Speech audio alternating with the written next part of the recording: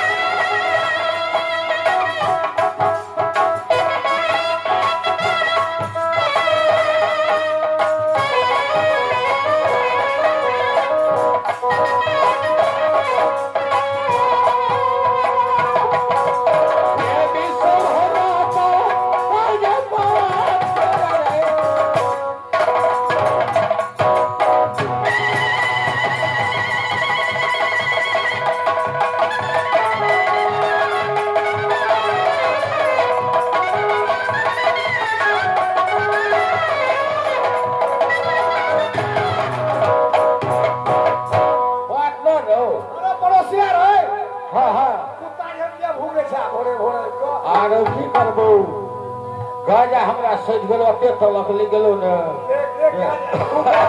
अरे फिर न गाजा के जे तू नाम ले छ त हमरा मियां बुढ़बुआ के दे भ जाय छै। किया बुढ़ारी में तू बियाह क लेला कुम्हनिया से खचर छो। अरे उ छौ कत से पैदा कर कुम्हनिया अपना घर में छै। घर में छ? हां हां देख भाई आय त हमरा न गाजा गला के छो से न तू भाई वीडियो हमरो मलहिया जे छै न बड़ खचर छै। अरे गाजा नहीं छै तोरा पास? अरे भाई गाजा है जे बीड़ी बजा दियो। बीड़िए पीबी? हां बीड़ी बीड़ी से निशा लगता। अरे कली देर पी ले फिर तू। अच्छा नहीं मन में तो बैठ बीड़िए पी। देख रही तोर कुम्हनिया से काम पकी ना। फूल में तू बियाह कर ले जवान कुम्हनिया की करबै। बियाह जुमान जे नहीं करते तो नहीं बने वाला छले बुआ। नहीं तो बने वाला छले लेकिन चंगो मास से बेची के छौ। आज की करबही तब? हां अरे सबको समझा बुझा कर रखा पड़ते। बात ठीक चले तू भाई। एकटा दुखो सह कर रहा पड़ते। अरे ठीक है ठीक है। अच्छा बैठ। तू ना सब अरे जब हर से बैठा उमरे से तू बैठ। अरे कुम्हनिया भाई से रास्ता से तू बैठ के ये लोग यो चली हां नंधेली गदी सा